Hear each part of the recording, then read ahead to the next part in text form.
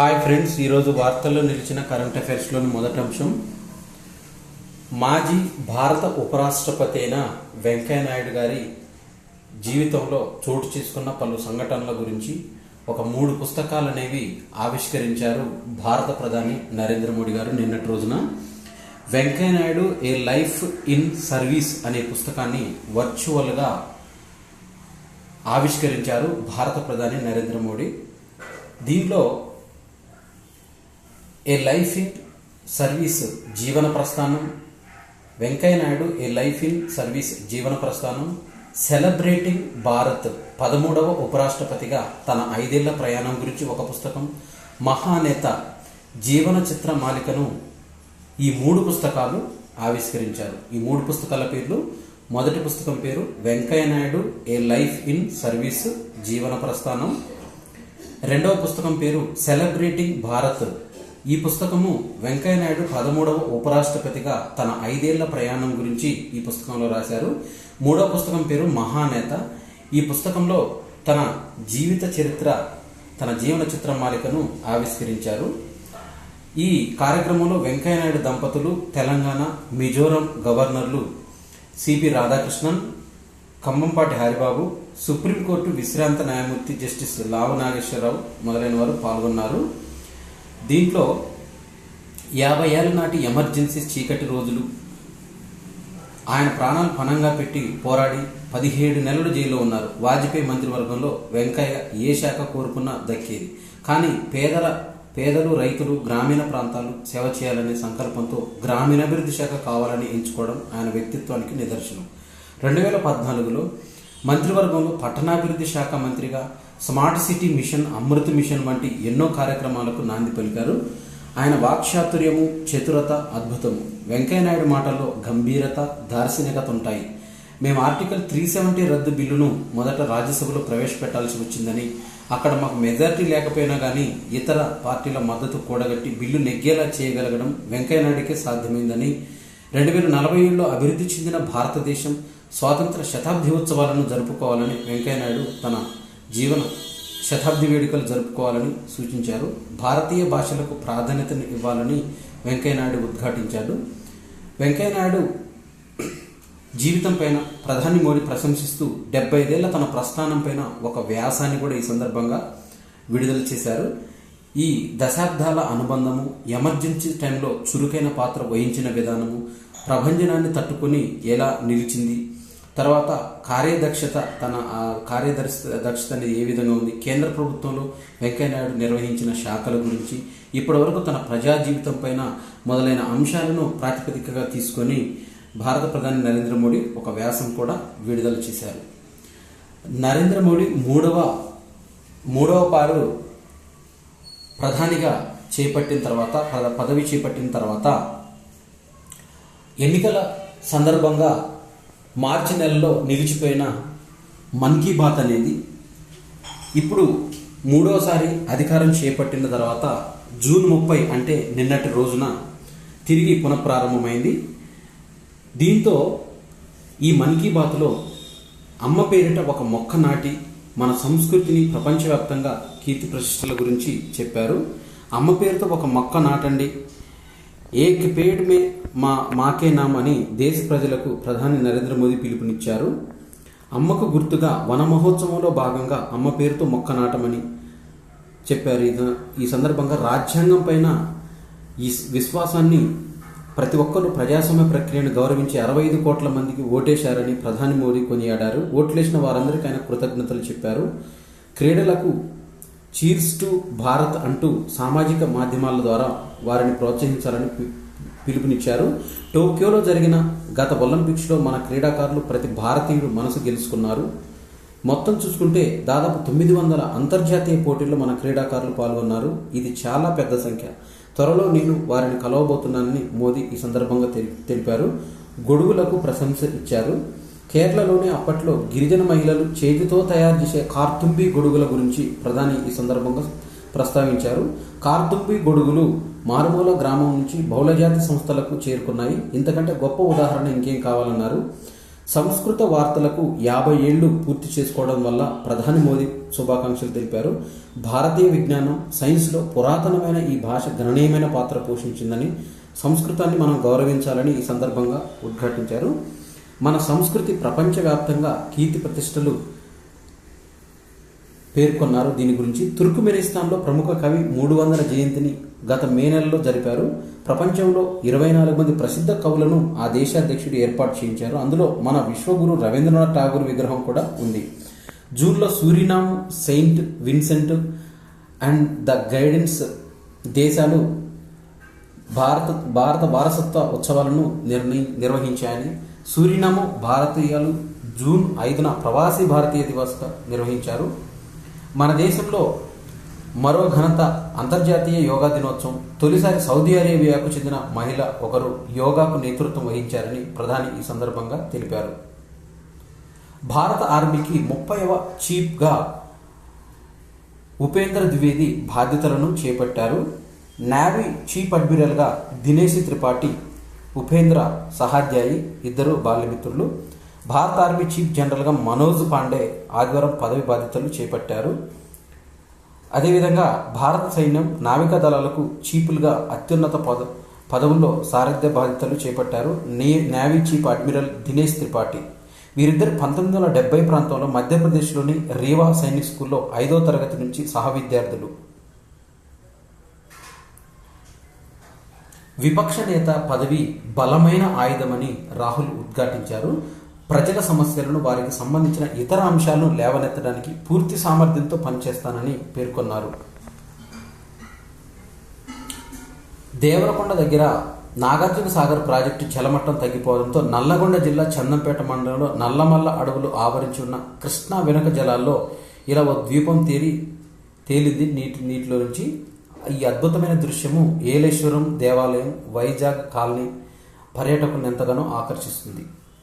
కోడింగ్కు కేంద్రంగా Hyderabad. Social award 2024 సమ్మిట్లో IT శాఖ మంత్రి శ్రీధర్ బాబు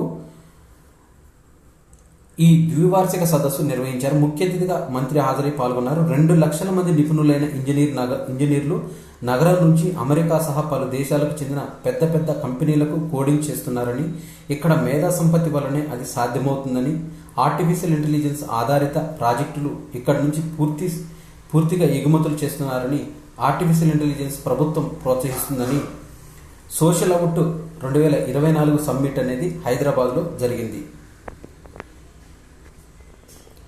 మన్ కీ బాత్లో అరబ్ కాఫీ యొక్క అద్భుతాన్ని గురించి నరేంద్ర మోడీ తెలిపారు. అరకు కాఫీ అల్లూరి సీతారామరాజు జిల్లాలో పండే అరబ్ కాఫీని ప్రధాని నరేంద్ర మోడీ మరొకసారి ప్రశంసించారు. ప్రపంచ దేశాల పర్యటన, ప్రపంచ ప్రతినిధులతో సమావేశమైన ప్రతిసారి ఆయనకు కాఫీ బ్రాండ్ ప్రోత్సహిస్తున్న ఇది 3వసారి. వాట్సాప్లో ఆర్టిఫిషియల్ ఇంటెలిజెన్స్ స్నేహితుడు చాట్ బాట్ను అందుబాటులోకి తెచ్చిన మెటా ఇక నుంచి ఏదైనా తెలుసుకోవాల్సి వస్తే ఏ సెర్చ్ ఇంజిన్ను ఆశ్రయించాల్సిన పని లేదు. వాట్సాప్లో చాట్ చేస్తే వివిధ రంగాలకు సంబంధించిన సమాచారాన్ని చిటికలు తెలుసుకోవచ్చు. అదే మెటా ఏఐ. వాట్సాప్ మాతృ సంస్థ మెటా తీసుకొచ్చిన ఈ ఫీచర్ని ఇప్పుడిప్పుడే యూజర్లకు అందుబాటులోకి వస్తుంది. గత 4-5 రోజుల్లో చాలామందికి ఈ అప్డేట్ అనేది వచ్చింది. ఆండ్రాయిడ్లో కుడివైపు కింద భాగంలో, ఐఫోన్లో అయితే డిస్ప్లే పై భాగంలో కెమెరా ఐకాన్ పక్కన నీలం రంగు రింగు ఆకారము ఒక ఐచ్ఛికంగా కనిపిస్తుంది. దాన్ని నొక్కి అనుమతిస్తే ఇక మన చాటింగ్ స్పందిస్తుంది. మనకు ఏం కావాలో చెప్తే శోధించి తాజా సమాచారాన్ని మీ ముందు ఉంచుతుంది. టెక్స్ట్ రూపంలో అడిగితే దానికి అనుగుణంగా ఏఐ ఫోటోలు, యానిమేషన్ క్లిప్పింగ్స్లను సృష్టిస్తుంది. మీకు అందించే సమాచారం పూర్తిగా కావాలంటే ఎక్కడ లభిస్తుందో కూడా సూచిస్తుంది. వ్యక్తిగత జీవితం, వారి గోప్యతను దెబ్బతీసే విషయాలు, ఆరోగ్యం తదితర అంశాలపైన ఊహాజనిత ప్రశ్నలు అడిగితే వ్యక్తిగత జీవితం, వారి ఆరోగ్య గోప్యతను దెబ్బతీసే విషయాలు, ఆరోగ్యం తదితర అంశాలపైన ఊహాజనిత ప్రశ్నలు అడిగి వ్యక్తుల గోప్యతను గౌరవించడం ముఖ్యమని స్పష్టం చేస్తుంది. భారతీయ రైల్వేలో ఒక కీలకమైన మలుపుకు చోటు దక్కుతుంది. దీంట్లో పట్టాల కింద నుంచి మరో రైలు వెళ్లే మార్గంలో 340 మీటర్ల మేర భూగర్భంలో ప్రయాణం చేసే విధంగా భూ ఉపరితలంపై ఒక రైలు, లోపల మరొకటి కాజీపేట రైల్వే స్టేషన్ సమీపంలో నిర్మాణాలు చేపడుతున్నారు. నగరాలు, జాతీయ రహదారుల్లో ట్రాఫిక్ సమస్యల పరిష్కారానికి ఫ్లైఓవర్లు కడతారు, కానీ బైపాస్ రోడ్లు నిర్మిస్తారు. రైళ్ల రాకపోకల్లో ఆలస్యాన్ని నివారించేందుకు రైల్వే శాఖ కూడా బైపాస్ లైన్లు, రైలోవర్ రైలు వంతెనను RORలను కడుతుంది. 11 చోట్ల రైలోవర్ రైలు నిర్మాణాలు, వంతెనలు అనేవి వెలుగులోకి వచ్చున్నాయి. 125 కోట్లతో 21.47 కిలోమీటర్ల బైపాస్ రోడ్ను కూడా ఏర్పాటు చేశారు. 3 నుంచి 4 నెలల్లో ఈ సొరంగ మార్గం అనేది పూర్తి అవుతుంది. ఇక్కడ చిత్రంలో చూపించినట్టు కాజీపేట సమీపంలో ఇప్పుడున్న రైలు పట్టాల పక్కన భూగర్భంలోకి వెళ్లే ట్రాక్ కూడా నిర్మిస్తున్నారు ఇక్కడే. న్యాయ చరిత్రలో కొత్త అధ్యాయంకు ఈ రోజు నుంచి భారత న్యాయ వ్యవస్థలో నూతన అధ్యాయానికి తెరలేచింది. మన దేశంలో బ్రిటిష్ వలస పాలన నుంచి కొనసాగుతున్న భారతీయ శిక్షా స్మృతి IPC, ఇండియన్ పీనల్ కోడ్, నేర శిక్షా స్మృతి CRPC, భారత సాక్ష్యాధార చట్టం కనుమరుగు కానున్నాయి. వాటి స్థానంలో గతేడాది పార్లమెంట్ ఆమోదించిన భారతీయ న్యాయ సంహిత BNS, భారతీయ నాగరిక సురక్షా సంహిత BNSS, భారతీయ సాక్ష్య అధియము BSA మొదలైనవి ఆదివారం అర్ధరాత్రి నుంచి అమల్లోకి వచ్చాయి. 0 FIR, పోలీస్ స్టేషన్కి వెళ్లకుండానే ఆన్లైన్ ఫిర్యాదు నమోదు, SMS లాంటి ఎలక్ట్రానిక్ మాధ్యమాల్లో సమన్లను జారీ చేసి అత్యాధునిక పద్ధతులు, కొత్త చట్టాలు న్యాయ వ్యవస్థల్లోకి వచ్చాయి. వీటిని తేవడం కీలక పాత్ర పోషించిన కేంద్ర హోంమంత్రి అమిత్ షా మాట్లాడుతూ, బ్రిటిష్ పాలన నాటి చట్టాలను శిక్షకు ప్రాధాన్యతనిస్తే తాము న్యాయస్థానానికి పెద్దపీట వేశామని చెప్పారు. సామూహిక అత్యాచారాలకి మరణశిక్ష విధించే విధంగా 45 రోజుల్లో ఖచ్చితంగా తీర్పు వెలువడే విధంగా తొలి విచారణ జరిపిన 60 రోజుల్లోపు అభియోగాలు నమోదు చేయాలని సెక్షన్లను కుదించారు. IPSలో కొన్ని సెక్షన్లు సంక్లిష్టంగా ఉండేవి. ఏ నేరం ఏ సెక్షన్ కిందకు వస్తుందన్న విషయంలో కాస్త గందరగోళం ఉండేది, కానీ ప్రస్తుతం సరళతరం చేశారు. భారతీయ శిక్షా స్మృతి IPCలో 511 సెక్షన్లుంటే భారతీయ న్యాయ సంహితలో ఆ సెక్షన్లను 358కి కుదించారు. IPCలో 6 నుంచి 52 సెక్షన్లుంటే పలు నిర్వచనాలు ఒక సెక్షన్ కింద తెచ్చారు. 18 సెక్షన్లు ఇప్పటికే రద్దు చేశారు. పెళ్లి చేసుకుంటానని చెప్పి మోసం చేయడం, చిన్నారులపై సామూహిక అత్యాచారం, మూకదాడి తదితరుల నేరాలకు IPCలో ప్రత్యేకంగా శిక్షలు లేవు. దీంతో గందరగోళం ఏర్పడేది.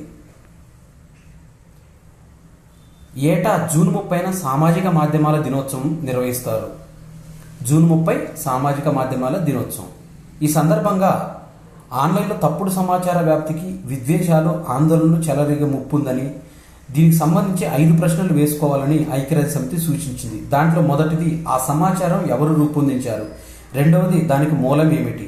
మూడవది, దాన్ని మీతో ఎవరు పంచుకుంటున్నారు? నాలుగవది, మీరు ఎందుకు ఇతరులతో పంచుకోవాలనుకుంటున్నారు? ఐదవది, అది తాజా సమాచారమేనా అన్న విషయాలను నిర్ధారించుకొని దాన్ని వినియోగించాలని ఐక్యరాజ్య సమితి తెలిపింది. భీకర హరికేన్ ముప్పంచున ఆగ్నేయ కరేబియా ప్రాంతం అనేది నెలకొని ఉంది. దీని ప్రభావం Barbados, Saint Louisiana, Grenada, Saint Vincent, Grenadine దీవుల్లో ఉండనుంది. హిందూ విశ్వాసం నుంచి ప్రేరణ పొందానని రిషి సునాక్ వ్యాఖ్యానించారు. స్వామి నారాయణ్ ఆలయాన్ని సందర్శించారు సతీ సమేతంగా. T20 ప్రపంచ కప్ సాధించిన దాన్ని ప్రస్తావించి, నేను హిందువును, ఇక్కడ ఉన్న మీరంటే నాకెంతో ఇష్టమని ఈ విధంగా లండన్లోని స్వామినారాయణ ఆలయాన్ని దర్శించి అక్కడ పూజలు చేశారు బ్రిటన్ ప్రధాని రిషి సునాక్, ఆయన సతీమణి అక్షతామూర్తి. హిందూ ఓట్లపైన పార్టీల కన్ను ఉందని తెలిపారు. పొడమికి చేరువుగా వచ్చి వెళ్లిన గ్రహశకలాలు.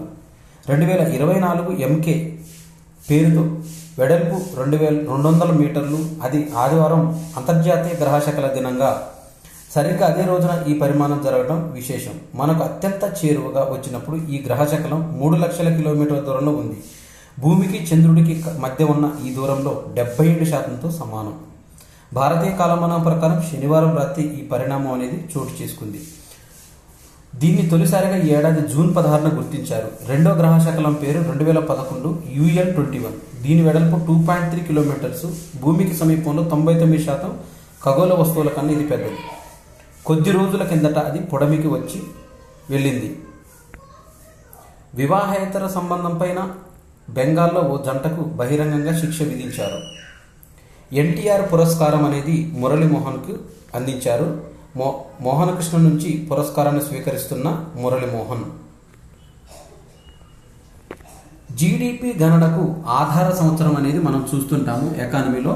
ప్రస్తుత ఆర్థిక ధోరణులకు కీలక ఆర్థిక సూచనలను అనుసంధానం చేసే లక్ష్యంతో గణాంకాలు పథకాల అమలు మంత్రిత్వ శాఖ ఏఓఎస్ఐపి విశ్వనాథ్ గోల్డర్ నేతృత్వంలో 26 మంది సభ్యులతో కమిటీని ఏర్పాటు చేస్తే ఈ జీడిపి సహా జాతీయ గణాంకాల లెక్కింపుల్లో ఆధార సంవత్సరం ఆధారంగానే మనం చేస్తాము. అయితే 2011-12 అనే ఆధార సంవత్సరం నుంచి 2020-21కి మార్పు చేశారు. ఈ ఆలోచనలో ప్రభుత్వం ఉంది. ఇందుకు తగ్గట్టుగా టోకు ధరల సూచి, హోల్సేల్ ప్రైస్ ఇండెక్స్, ఉత్పత్తిదారుల ధరల సూచి పిపిఐ, వినియోగదారుల ధరల సూచి సిపిఐ వంటి వాటికి ప్రస్తుత ఆధార సంవత్సరాన్ని 2020-21కి మార్చేందుకు ఈ కమిటీ సమీక్షించింది, సూచనలు అందజేసింది. ఈ ఆధార సంవత్సరం మార్పు అనేది భవిష్యత్ ఎగ్జామ్లలో కూడా చాలా ఇంపార్టెంట్. ఇది 2011-12 నుంచి 2020-21కి మార్చారు. భారతీయ వివాహ వైభోగమే ఎక్కువగా చదువు కంటే పెళ్లిళ్లపైన రెట్టింపు ఖర్చు చేస్తున్నారు. ఈ పరిశ్రమ పరిమాణం అనేది 10 లక్షల కోట్లుగా ఉంటుందని జెఫ్రీస్ ఒక నివేదిక ద్వారా తెలిపింది. భారత సైన్యం చేతికి చిప్ ఆధారిత 4G బేస్డ్ స్టేషన్ను చేరింది. బెంగుళూరు సంస్థ సిగ్నల్ ట్రాన్ ఈ 4G బేస్ స్టేషన్ను భారత సైన్యానికి అందజేసింది. గతేడాది 4G LTE NIB network in a box solution సరఫరా చేసేందుకు ప్రభుత్వానికి చెందిన ఈ మార్కెట్ ప్లేస్ పోర్టల్ భారత సైన్యం బిడ్ దాఖలు చేసింది. కోకోకోలా బాట్లింగ్ సంస్థ బిగ్ మూసివేతకు గురైంది. భారత్లో హిందుస్థాన్ కోకోకోలా బేవరేజ్ HCCBతో పాటు అంతర్జాతీయ బాట్లింగ్ కార్యకలాపాలు బిగ్ చేతిలో ఉన్నాయి. జూన్ 30న బిగ్ కార్పొరేట్ కార్యాలయం సంస్థ మూసివేసింది. దీంతో కోకోకోలా అంతర్గత బోర్డు నియంత్రణలోకి భారత్, నేపాల్, శ్రీలంక కార్యకలాపాలు రానున్నాయి. బాట్లింగ్లో వాటాలను తగ్గించుకొని బ్రాండ్ ఉత్పత్తులపైన కోకోకోలా దృష్టి పెట్టనున్నట్లు సంబంధిత వర్గాలు తెలిపాయి. విక్రమ్ మిశ్రీ విదేశీ వ్యవహారాల శాఖ నూతన కార్యదర్శిగా 2024 జూన్ 28న నియమితులయ్యారు. ప్రస్తుతం ఆయన జాతీయ భద్రత సలహాదారుగా ఉన్నారు. మిశ్రీ 1989 బ్యాచ్కి చెందిన ఇండియన్ ఫారిన్ సర్వీస్ IFS అధికారి. ఇప్పటి వరకు విదేశీ వ్యవహారాల శాఖ కార్యదర్శిగా ఉన్న వినయ్ క్వాత్ర స్థానంలో 2024 జూలై 15న విక్రమ్ మిశ్రీ బాధ్యతలను చేపట్టారు. కామన్వెల్త్ కథానికల పోటీలో ముంబైకి చెందిన సంజనా ఠాకూర్ 26 సంవత్సరాల ప్రథమ బహుమతి గెలుచుకున్నారు. ఈ పోటీలో ప్రపంచవ్యాప్తంగా 7,359 మంది పాల్గొన్నారు. ఆమెకు 5,000 పౌండ్ల నగదు లభించింది. వాణిజ్య బ్యాంకుల మొండి బకాయిలు లేదా స్థూల నిరర్ధక ఆస్తులు GNPAలు గత ఆర్థిక సంవత్సరం 2023-24లో చివరకు 12 ఏళ్ల కనిష్టమైన 2.8% పరిమితమయ్యాయి. ఈ విషయాన్ని Reserve Bank of India 2024 June 27న విడుదల చేసిన ఆర్థిక స్థిరత్వ నివేదిక FSR తెలిపింది. ప్రస్తుత ఆర్థిక సంవత్సరము 2024-25 ముగిసే నాటికి ఇవి 2.5%కి దిగివస్తాయని అంచనా వేసింది. 2024 మార్చి 24న చివరి నాటికి కేంద్ర ప్రభుత్వం మొత్తం ఆస్తులు 171.78 లక్షల కోట్లకు పెరిగాయి. ప్రభుత్వ అప్పుల నిర్వహణపైన త్రైమాసిక నివేదిక జనవరి టు మార్చి 2024ను పేర్కొంది. డిసెంబర్ చివరిలో 166.14 కోట్లతో పోలిస్తే ఇవి 3.4% అధికమని ఆర్థిక శాఖ తెలిపింది. ఇక స్పోర్ట్స్కు సంబంధించిన కరెంట్ అఫైర్స్. ఛాంపియన్లకు T20 వరల్డ్ కప్ సాధించడంలో దేశం ఉప్పొంగింది. ఈ సందర్భంగా BCCI ఈ ఛాంపియన్లకు 125 కోట్ల నగదును భారీ నజరానాగా ప్రకటించింది. ఈ ప్రతి ఒక్కరు భారతదేశంలో ఉద్వేగానికి లోనయ్యే క్షణం ఇది. దీంట్లో T20 వరల్డ్ కప్ ఫైనల్లో చివరి ఓవర్ పూర్తి చేయగానే హార్దిక్ పాండ్యా కళ్ళలో నీరొచ్చింది. దీంతో 1983, 2011 వన్డే, 2007 T20 ప్రపంచ కప్ల జట్లు గెలిచింది. కోహ్లీ 2011, రోహిత్ 2007 కూడా గతంలో ప్రపంచ కప్ నెగ్గిన జట్లో ఉన్నారు. ఈ కప్పు అందరిదంటూ చాలా ఆనందంగా ఉత్సాహాలు చేసుకున్నారు. మెన్స్ T20 వరల్డ్ కప్ విజేతలు ఇండియా టీం.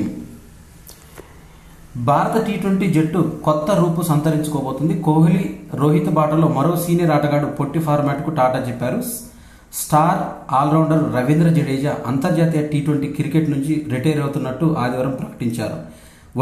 వన్డేల్లోనూ టెస్టుల్లోనూ కొనసాగుతానని చెప్పాడు. అంతర్జాతీయ టీ20 క్రికెట్కు వీడుకోలు పలుకుతున్న దేశం కోసం అత్యున్నత ప్రదర్శన చేయడానికి నిరంతరం ప్రయత్నించానని, ఇతర ఫార్మాట్లో ఇక ముందు దాన్ని కొనసాగిస్తానని 35 ఏళ్ల జడేజా ఇన్స్టాగ్రామ్లో పేర్కొన్నారు. టీ20 ప్రపంచ కప్ గెలవడంతో కల నిజమైంది. నా టీ20 కెరీర్కి ఇది అత్యుత్తమ దశ అని 2009లో శ్రీలంక మ్యాచ్తో టీ20 క్రికెట్లో అరంగేట్రం చేశాడు. ఈ ఫార్మాట్లో భారత్ తరపున 74 మ్యాచ్లు ఆడిన జడేజా 515 పరుగులు చేసి 54 వికెట్లు పడగొట్టాడు. ఈ ప్రపంచ కప్లో అతడు పెద్దగా రాణించలేకపోయినా బార్బడోస్ శనివారం భారత్ ఉత్కంఠ ఫైనల్లో దక్షిణాఫ్రికాను ఓడించి టీ20 ప్రపంచ కప్ చేజిక్కించుకోగా కాసేపటికి విరాట్ కోహ్లీ, రోహిత్ శర్మ ఈ ఫార్మాట్ నుంచి రిటైర్ అయినట్లు ప్రకటించారు. ఈ ప్రపంచ కప్పు చాలా స్పెషల్గా నిలిచింది. ఇక లక్ష్య నందినికి స్వర్ణం లభించింది. ఈనాడు CSR కార్యక్రమం క్రీడాకారులు అగసర నందిని తెలంగాణ, నలుబోతు శ్రీనివాస్ ఆంధ్రప్రదేశ్ వీరు అదరగొట్టారు. జాతీయ అంతర్రాష్ట్ర సీనియర్ అథ్లెటిక్ ఛాంపియన్షిప్లో నందిని స్వర్ణంతో సత్తా చాటింది. భారత్తో ఏకైక టెస్టులో పోరాడుతున్న దక్షిణాఫ్రికా స్నేహకు 8 వికెట్లు దక్కాయి. భారత్ తొలి ఇన్నింగ్స్ 603 6 వికెట్లు డిక్లేర్ చేసింది. దక్షిణాఫ్రికా తొలి ఇన్నింగ్స్ 266. నేటి నుంచి వింబుల్డన్ మ్యాచ్ అనేది స్టార్ట్ అవుతుంది. సెర్బియా దిగ్గజ టెన్నిస్ ఆటగాడు నోవాక్ జోకోవిచ్ ఇతనికి పరీక్ష ఎదుర్కోబోతుంది. గాయంతో ఫ్రెంచ్ ఓపెన్లో క్వార్టర్స్ ఫైనల్లో వైదొలిగిన అతను సోమవారం ఆరంభంలోనే ప్రతిష్టాత్మక వింబుల్డన్ టోర్నీలో బరిలో దిగబోతున్నాడు. ఇవి జూలై 1, 2024కు సంబంధించిన కరెంట్ అఫైర్స్. ఈ వీడియో నచ్చినట్టయితే లైక్ చేయండి, షేర్ చేయండి, కామెంట్ చేయండి. నా ఛానల్ సబ్స్క్రైబ్ చేసుకోవడం ద్వారా నేను చేసే వీడియోస్ అన్నీ మీకు నోటిఫికేషన్ రూపంలో వెలువడతాయి. Thanks for watching.